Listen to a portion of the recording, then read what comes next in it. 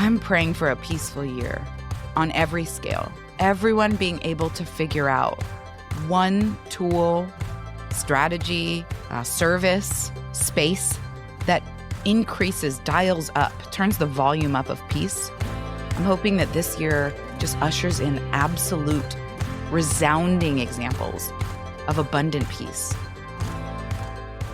Hey, I'm John. And I'm Becky. And this is the We Are For Good podcast. Let's get started. We made it through the year. Group air hug. Rock and coddle me. Oh my gosh. Do you hear who's here with us? Our friend Lindsey Fuller is in the house. Lindsey, can we just start by saying thank you? Like, look at you in the eyes. I wish we were in the same space. All year, you have been holding space for this community. You walked us through some of the hardest and most necessary conversations in our sector, from human-centered leadership to compassion fatigue. We've talked about leaving well. We've talked about systems and policies. And most recently, just the power of the pause. Like, it comes back to that I feel the seasonality of this community, that like you've led us into what we need, what our bodies need, what our systems need, is this pause. The through line of slowing down, telling the truth, and designing our work around us as humans, like the humanity of each of us, instead of sacrificing it. Like, that's the greatest work. And you're this like signal light over here that's just like kind of been consistent for us. Hope. Yeah, critical hope. Sometimes I forget that we are helping to produce, let's be honest, Julie, largely this incredible podcast series, because sometimes I'm like, oh no, this is just for me. Like, I feel Lindsey speaking to me in this series. And what's made your teaching so powerful is that it's not abstract. You've been doing the work in real time alongside your team, alongside teachers, alongside so many orgs. And you've been doing it as a nonprofit leader, as a human, as a mom, as a friend, as the plus, all these things. And it's been such a uniquely challenging year in the social sector for all of us. And here we are sitting on New Year's Eve. Like most of you, I'm getting ready for the Stranger Things finale in my pajamas. But it just feels like this moment is fitting, because this is less like a recap and more like a collective exhale as we close out 2025 and we start to step into 2026. So, I mean, if you're just joining us and you're like, what's going on exactly? We're joined with Lindsey Fuller. She has led Gather at the Well, this incredible podcast right here in Feed.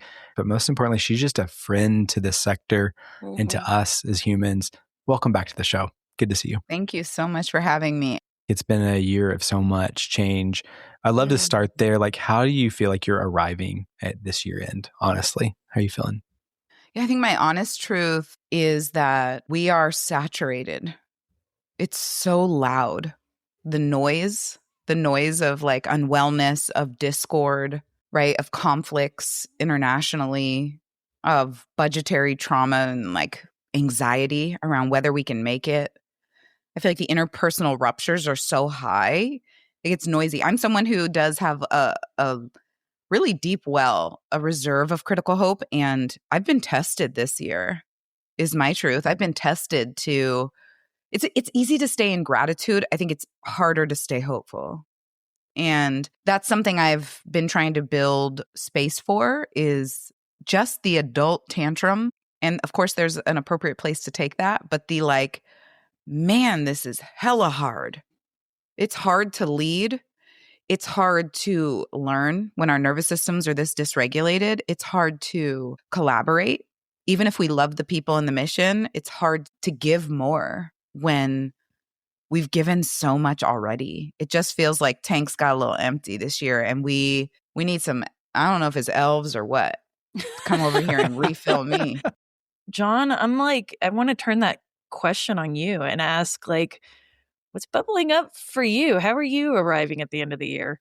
You're like new space, new everything. Yeah, we were full-time nomadic for most of the year. We landed here in Washington State, so the transition of that with our family has been a big one. I'm thinking a lot about the idea of like belonging and what that does for you, of when you feel like you belong, like how that allows you to show up differently. And certainly that's like how we try to create a home that's ready for all of our creative energy and all of the special uniqueness that everybody in our family can bring. But moving to a new space, you're trying to find belonging in a community that's been here for a long time, and the indigenous people that were here for a long time before that. And we're rolling into town knowing literally nobody. And I shared this reflection on LinkedIn because it just caught me off guard. I was cooking dinner and the kids came in from going to a homeschool meetup. This meetup has been going on for 30 years in this town. Somebody started a Facebook group and then they pass it on. And I've gone a couple times with the kids, go every week with my wife, Candace.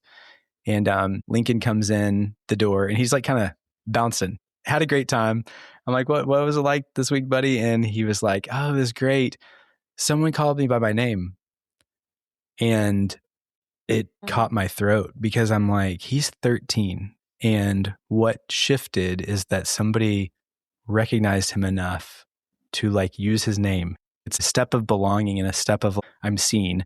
And like what that did for him, that's so much of all the work that we're trying to do is create spaces where people feel known, that they're not just a number. That's the work that we're trying to do in our missions, starting from within. Are we seeing our team members for their humanity, but also like everyone around our mission? And I just am walking into this thinking about like, that's the greatest work we could do. And what does that unleash when people feel belonging is a huge thing. So that's the 2026 energy that I want to bring forward. I mean, one, just can we slow down enough to see the people around us? Yeah. Secondly, I think the next layer of belonging is who are the people that are willing to say your name when you're not in the room? And that's not an original concept that I've come to, but I am feeling as a nonprofit executive director, I'm feeling more and more that things are cutthroat. How do we link up in arms? How do we form coalition? How do we recognize what is our lane? We've talked about this. I feel like every year's recap, I'm like, do we know our lane and what's ours, what we can put down, what we can pass on to others? But I have to tell you, I just recently was with this incredible executive director here in the Bay Area. He works with kids. We are not in competition in any way. We are coalescing. We want to stabilize schools from two different directions. And he said to me, I wish I could donate with a whole lot more zeros. He gave to the org. Amazing. He's like, I wish I could put a bunch more zeros on that. But what I can do is make me 4 little pamphlets. I'm meeting with 4 major donors and funders this week, and I'm going to co-pitch. There you go. I'm going to name you with them. I'm going to leave your collateral with these wealthy individuals who are generous and caring. And I was like, we just met. That's the 2026 vibe. Those are my heroes, right? Like that's heroic. So shout out to Hector at Playworks, Northern California. Hector, you're awesome. He is the type of leader that said, we can both win. Our missions can both succeed. Our communities can both be served. We're not competing. I'm going to say your name in a room. I'm not. And that, be a Hector in the world. Yeah. How are you walking into the room today, Becky? You know, I'll say what I was going to say, but I got to drift off what Lindsey said because I do think there is a critical hope in this moment. I really do. And this is not toxic optimism. This is like straight talk about what is there for the taking if you can get past the noise. And the way I'm going out of this year is really unorthodox, and it is loving myself for who I am and letting go who I am not. Okay. Hallelujah. Tambourine. It took 46 years to get there. You know, don't take as long as I did. But I think that we're trying to be all these things to all these people in our lives. We're trying to be the mission of choice, trying to have this kind of a campaign, this kind of an impact. And I gotta just hitch my wagon to what you're saying about just the noise and the fact that AI has made us so efficient, but it has created noise from our thoughts and simple ideas. We're seeing it on LinkedIn. We're seeing it everywhere digitally. And I gotta pull in David Orr quote. You know how much I love David Orr. And I've quoted this incredible environmentalist so many times. He's a professor. The plain fact is that the planet does not need more successful people. But it does desperately need more peacemakers, healers, restorers, and lovers of every kind. It needs people who live well in their places. It needs people of moral courage, willing to join the fight to make the world habitable and humane. And these qualities have little to do with success as we have defined it. I just think, as I'm going to pull these two things together, and this is also a Jeff Shuck quote, being you is the best thing you can bring to this moment right now. Because as we're about to push down communication and push up, reconnection. You showing up vulnerably as yourself, that is going to get the Hector to notice. That is going to get Hector to listen. That is going to get you to be still in your body without all this nervous energy. So set a goal to be a reconnector, to be a storyteller, a peacemaker, a healer. Like that's where my focus is. That's what I'm talking about. I really think there's something here around, and so much of my training in restorative practices has been around harm reduction. I'm like, who's actually getting certified in harm reduction techniques? I feel like 2025 has been a lot of like, I think we're 1 degree off. I mean, there are, of course, the extreme cases where we're like, oh, this is 2 different worlds. But it feels like it's getting clearer. Either people are way off base or it's like 1 degree of disconnect. And they just can't hear, see, and receive each other. So it's how do we become a connector that doesn't have to be like the PhD of connection, but just someone who says, can we pause here? And I'm going to weave, I'm going to thread, I'm going to support with making sure that we bridge these 2 brilliant people, because when they're united, then we get to move the work forward. Yeah. I believe it was Lindsey Fuller who once said, we should be tilling the soil together. Like, wow. Why wouldn't we do it together? Becky, I tried to tell him. I tried to tell y'all. Listen, I tried to tell you the grass ain't greener. Several years ago. Now, again, tune in with Naomi Hadaway because she's the most brilliant person. Okay. And if you're in a toxic place, you're in a toxic place. And if you've accurately diagnosed that and you need to go, I support you. But right now, as I watch, as everyone is searching for a job, I'm like, whew, is the grass greener, friends? I've been trying to say it for a minute. Are you able? Are you capable? Is there hope yet for the organization, the small team that you're on? Can y'all do work differently? Can you do relationship differently? Because it is a wild abyss, job seeking, and it is soul sucking so many people in my life and my community that are just trying to get chosen, and they're incredible. It's all upside down. It's terrible. We see you. We do see you. I mean, I think this is a perfect transition because throughout the series, you talked about the power of self-syncs as a way to pause, listen, and just really discern what's happening. Could you guide us through one? I mean, we're sitting on the last day of the year here, looking forward with hope. You know, we're mustering that hope right here. What would that look like? What does a New Year's self-sync look like? Come on, New Year's self-sync. Okay, first of all, let's lay down New Year's intentions. I was about to get out of my chair and lay down. I thought you were saying to lay down. I'm like, I'm here for that. First of all, you were... I was literally getting out of my chair. Literally, you were like, I understand. John, if you need to lay down during this podcast recording... We don't see John again on the show. That is probably needs to be a part of your self-sync. When we talk about microdosing wellness and building ritual, it just means make yourself the priority and feel special enough to let your nervous system release so that your greatest wisdom can come through. It's very simple. But I would say if you're listening to this and it's a weekday and you're gazing ahead, or maybe it's the weekend right before returning to work, I would ask you to look at the 3 R's of recovery. What's one way you can prioritize rest before you go back to work? Can you squeeze in a nap? Can you do an early bedtime? Can you do sensory deprivation? Can you rest before you go back to work? Can you think about an activity that will reinvigorate you? Who's the person you want to connect that every time you get off the phone, you're like, they just spoke so much power into me? Is it reading the book? Is it prayer? I mean, there's just ways that you re-energize, refilling that battery, right? And then how do you right-size the mental load?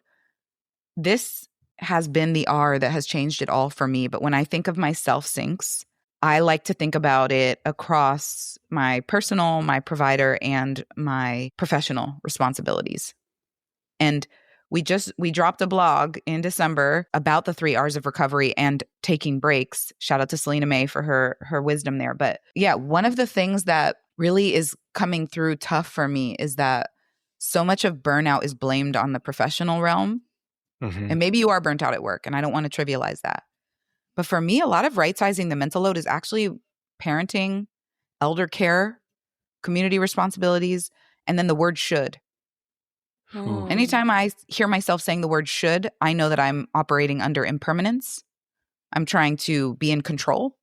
And I am creating expectations of myself that I know are not reasonable. And so I'm going to overextend. It's a formula. Anytime I hear myself, well, I should sign up and volunteer at my kid's school, or I should do a more complicated birthday party, or I should meal prep maybe 4 meals because that might help later, right? Or I should do this romantic gesture for my husband. Everybody knows he just wants to sit down and watch a football game, and I could just be next to him and he would be happy. The Raiders game is on. Get this man Come some popcorn. Ugh, well, actually, that's like a whole other conversation because he's hella LA and I'm hella Bay, and so it's like a situation in our household because we don't have the same divided. teams, we are not going to talk about that thread. Yeah. So I think I've rambled here sufficiently, but what I will say more concisely is carve out some time for you to sit down and decide, how can I enter work without depletion or with 10 degrees less depletion? And how do I want the first day, first hour, first week of reentry to work to feel? Like I have agency to design that. That's the headline. And then what if you could create a rhythm by which that's not just the way you start out the year? What if you continue that rhythm every Monday? What if it was like every day at 8 a.m. I did this thing for myself? And what if we completely rewired our brains into not only thinking, I'm going to take this time for myself, but rejecting that emotion that comes up that says I should feel guilty about taking this time, that there are too many other things to do. But what we're saying is this is the thing to do because it's going to be the thing that sustains the work. And I want to throw some stats on here through what you're saying, Lindsey, which I think is so dang powerful, because 60% of people who took the 2025 mental health survey that we put out at We Are For Good said they engage in inconsistent or no self-care practices at all. 60% of our community. 95% of national data is showing that nonprofit leaders are citing burnout as a massive concern right now. And so we got to change something. We got to break these rhythms. And I think it is deeply important that that this recovery is not only just something you do, but it is something that becomes a practice. It's the stats for me. We have to figure out how to engage in self-care in ways that don't just mean bubble baths. That's it. You've talked about this. Keep going. I know. Keep going. Okay, but it's the self-sync for me. So here's another version of this, the self-study, rather. We really want to be engaging in the practice of a self-study. And I talk about this in season 3 and throughout. But to me, I got real excited. So I recently just joined a gym. Come on. I know. And I did in November because what I was going to say before you actually were going to lay down, John, I got distracted. We're sorry. No, it's okay. Let's lay down the idea of New Year intentions. I think it's so toxic that we're like January 1. Right. And teachers are actually the best at this because we're like, we're going to restart eating healthy on the 1st of the month. And it's the 3rd of the month. And we're like, no, it's okay. It's coming. Like we have these arbitrary deadlines that get ingrained in our habits and our behaviors. So I recently rejoined a gym. It had been a while. I didn't want to spend the money.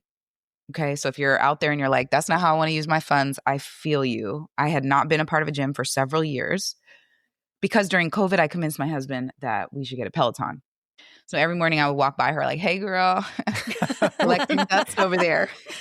Great. Right? I love the way you hold all my laundry that I haven't hung up yet. Yeah. With that. Like, wow, you look good over there. I look strong looking at you. Okay. But in my defense, for the 3 years leading up to the pandemic, I was going to a hip hop and R&B cycle class twice a week consistently. I loved it. We were drenched in sweat. We were dancing. We were singing. It was a vibe in Oakland 24-hour fitness. Like I loved it. And so I thought it would translate, come back to belonging. John, your whole message, community. Turns out when the pandemic started, I don't like riding a bike when I'm by myself. I don't like getting on my equipment when it's cold and there are dishes, and I'd rather play with my kids or binge watch something. I needed the class. I wanted to be bossed around. I'm in a leader seat. I'm constantly making decisions. I want to make 0 decisions. When you tell me to lift my leg in that way, that doesn't feel good. I hate you, but I want to do it because you told me to, and I can do hard things for a short amount of time. So I say all this to say, I recently found a gym, and what I did before I selected, I asked myself with intention, what are some of the things I would like to be true? And I ended up courting different venues and treating it as if I had non-negotiables. I do the same recommendation for people looking for jobs. Don't apply willy-nilly. Get your 5 non-negotiables, and anything that doesn't fit inside of those, don't apply to it. That's what I did. And I ended up finding a place that has all of my needs. And I've been going like 3 to 4 times a week. And I feel like a different human. Your face lit up when you got to this part. I can see it. Like hot yoga, plus weightlifting, plus classes, plus music, plus people, plus recovery, plus sound baths, all at one place. Workout's a perfect tie-in. You think about recovery after you work out. And I love that one of the through lines of this series was recovery as a design principle. You talked about it not just as like time off. I think of so many people listening may not have had a full sabbatical or something like that. Maybe they have a couple days off, and maybe they have a week. What does that mean? What does it look like to have recovery when you don't necessarily have a lot of time to work with? How do you make it work? I consider things like, how do I want to allocate my support requests? I want a nap, and I want to ask someone to take my children out during that nap. And I think about outsourcing some of the labor. Like I'm actually going to get my house deep cleaned at the next break. Like I'm saving for it. It's a sinking fund. It requires funding. It does. The first one doesn't though. And I think so often, like I don't feel like I can ask for help because I'm waiting for the moment I'm really in desperation. And that's what I'm trying to unlearn. I think so much of recovery as a design principle is saying, where do I feel out of balance, out of harmony, depleted, overwhelmed, overextended? And where do I have agency inside of that? And it doesn't mean that I need someone to take my kiddos for a whole week. I don't want that. But it does mean it's really hard to take a nap when you have 4 other people moving around in the house, making noise. It's that self-study. It's really deciding what do you need and how are you going to get it and not delaying. Well, I'm a designer. So when I say the word design, I love that it came up so often because design is intentional. And I think my default is to coast through a lot of things and not be intentional, especially something like recovery when you've got all the inputs and all the things. So some of the signs of healing, though, are really ugly. I wish someone had told me that. I just wish someone would have told me. Some of the indicators of healing for me are I recognize fatigue cues. And I'm able to communicate with myself and with those around me. Because so many nonprofit professionals, so many educators are like, I don't know how I got here. I am burnt out. I'm so unwell. I'm sick. But that's what I mean. Like healing indicators being ugly to me are like, I actually realized I've been operating from a raggedy place for like 3 days. But guess what? The win is that I recognized it. I named it. I intervened. I decided I needed help. I did something differently. It's just not all glossy and shiny and fluffy and light and easy. It's the ugly cries. It's having to do the hard work of reestablishing balanced boundaries with the people you care about in your life. It's the nasty self-talk we have to work through. It's the work around rumination in the middle of the night where we are self-punishing. But to me, healing can be ugly and can be glorious. And I just wish we could rebrand healing. I think we are actually. We are rebranding this conversation healing. Is part of it right now. We are rebranding healing as a community, as a collective, as a generation, where we're like, you know what? Adulting is hard. There is no roadmap to parenting. There's no roadmap to work-life integration. There's no roadmap. And sure, the Gather at the Well is trying to build some infrastructure around these nebulous, challenging, complex, nuanced, lifing realities, but there's really no roadmap. But we can do it together. I hate that I have to heal, but you know what? God bless the fact that because I'm healing, my kids won't have to. That's it. Like we are going to heal up this generation of teachers so the next generation doesn't have to exist with constant burnout. You all are normalizing storytelling, humanizing, fundraising, talking about the nonprofit and impact sector in ways that say the next generation of young people that want to solve the world's greatest problems get to do it and be whole humans. What about that?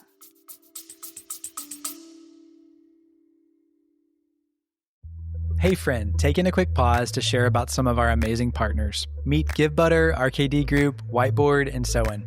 These aren't just amazing partners for We Are For Good, they're value-aligned allies who are fueling and growing the Impact Uprising, and so of course we want you to know them. So if you are looking for a new CRM or a fundraising or marketing partner, maybe an impact strategist or a creative team, we'd love to make a warm introduction for you to one of our trusted partners. They happen to be powered by amazing humans too. You can check them out at weareforgood.com/Rex. That's weareforgood.com/RECS.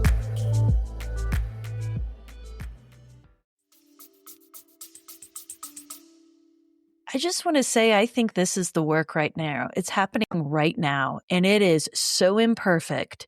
And the fact that we can name it and say it out loud without fear of being judged. And so every time that you are speaking up, doing what my therapist calls the left-handed move, doing something that's better for you, you are helping the next person beside you heal in a more humane way.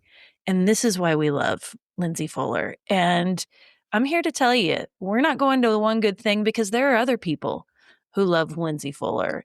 And we have like a special little message we're going to play for you, Lindsey, because the beauty of healing out loud is that we can bring others and their stories in. So we're going to play one for you right now. A surprise. Hi, my name is Amina Mohamed, and I am the founder and executive director of Cameras for Girls. I first heard about Lindsey on a special podcast episode where she had taken over, I think, We Are For Good. And she was talking about this something called somatic therapy and somatic breathing. And I was like, what is that? And I sat there with my eyes closed while she guided us through this incredible exercise. And immediately my body relaxed and I felt at peace for the first time in a long time. That was like a gift. And it took me down a rabbit hole of researching in my area for somatic therapists. And I'm proud that because of Lindsey, I am now in somatic therapy, working on my trauma, early childhood trauma. And as a refugee, it brings up a lot. And I just want to say to Lindsey, if you're listening to this, thank you from the bottom of my heart for what you do in this world, how you show up, and the gift that you gave me in listening to you and learning from you. Amina, come over here. Come over here right crying. now. I'm just I can't handle that. It's just like, we know Amina. She is like such a bright light in this community. And for her to have a breakthrough means everything as her friend, as someone who is a community member, as someone who's an impact professional, in all these things. And there is a loop of care that it is a beautiful thing to be able to lift these stories, bring them back and say, not only do these shifts change your outlook, but they can change your life. And it's not a stretch, I don't believe, that if all of us started doing these shifts, we start to change the sector. We start to change old habits. We start to change behaviors that are toxic. We start modeling ways that are different. And that is how we start to heal, not just ourselves and our missions, but our communities, the people around us, our beneficiaries. It has such a ripple effect. Thank you, Lindsey. Thank you, Amina. What an honor. What an honor to hear just the way that it feels like worlds apart. She's been touched because I've been touched. It's such a privilege to hear that back. Sometimes the things that we get clear on that we no longer want in our lives helps us see what's possible on the other side. She just refueled my whole critical hope. I'm about to go skip down the sidewalk. Amina, you're such a beautiful soul. She said something about peace. And I think maybe that's my one good thing. I'm praying for a peaceful year on every scale. Like everyone being able to figure out one tool, strategy, service, space that increases, dials up, turns the volume up of peace, that our shared spaces are more peaceful, not like false harmony, but like genuinely we do the work to collaborate, to communicate, to create human-centered systems so that we are more peaceful in our interactions, and that globally there is more peace. We need a break from hard. I want to softly close my computer and not feel the harsh reality of all of the deadlines. I want to click send on an email to a funder and not feel the hard pressure that if that grant doesn't come through, we won't be all right. Like I want peace to permeate through every aspect of my life. And I speak that over all of us. I'm hoping that this year just ushers in absolute, resounding examples of abundant peace. We need this. We deserve it. What an intention. What a one good thing. We were going to ask you for that. And of course, it just flows. I'm going to echo, thank you, Amina, for the way you show up and the vulnerability. You know, we have our tagline, what starts here ripples. We didn't start with that. Like we watched it happen and named that. And I just look at like the way that you showed up vulnerably, Lindsey, you healed out loud and how that's letting somebody else heal out loud. I was talking to somebody in our community this last week who loves Lindsey as well. He is going through a transition. He's at a job that he believed was like his dream job, and it has gotten to the place, even on the most recent like toxic episode, it fits the bill. Like it is like not a safe place for him to be. And he said, you know, I would listen to Lindsey's episode and I would be like, I'm grateful that I'm not in that kind of a space right now. And now I have this resource because he is in that space.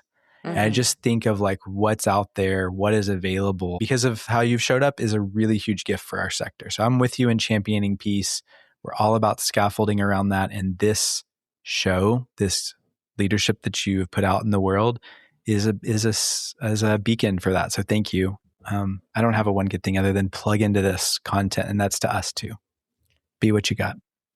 I think I'm going to leave with this quote that I love from Thomas Paine. I'm going to muddle it, but it's something like he says, I prefer peace. But if trouble or havoc comes in, let it come in my time so that my children can live in peace. And so let's find it. Let's be restorative. Let's model it. Let's reconnect with each other. Let's go make some good trouble. Hey, Lindsey, how can folks listening find you, connect with your work through the Teaching Well and just you as a human as well? Find me on LinkedIn. Find us at theteachingwell.org. We want to connect with you. And I'd also say, like, catch me in these streets because the Teaching Well is national, going strong. We are in your community. If you're worried about teachers in your community, hit us up. We'll come through. But I'm hopeful to be in community in peaceful ways all through this year with you all. And if you haven't listened to the 3 seasons of Gather at the Well, there is ample content there for you to even, and I would just say, start at the beginning. Lindsey, thank you for creating such a healing space. And let's go kick 2026 like square in the pants. What happened to peace? Becky, what happened to peace? Maybe we nurture, we nurture 2026. Maybe she nurtures us. Look, that's that 2025 energy. Leave that. Let that down. Yeah, 2026 is our year, friends. And we are so delighted that you were here. Happy New Year. Thanks for being here. And Lindsey, thanks for being here as well. Be well.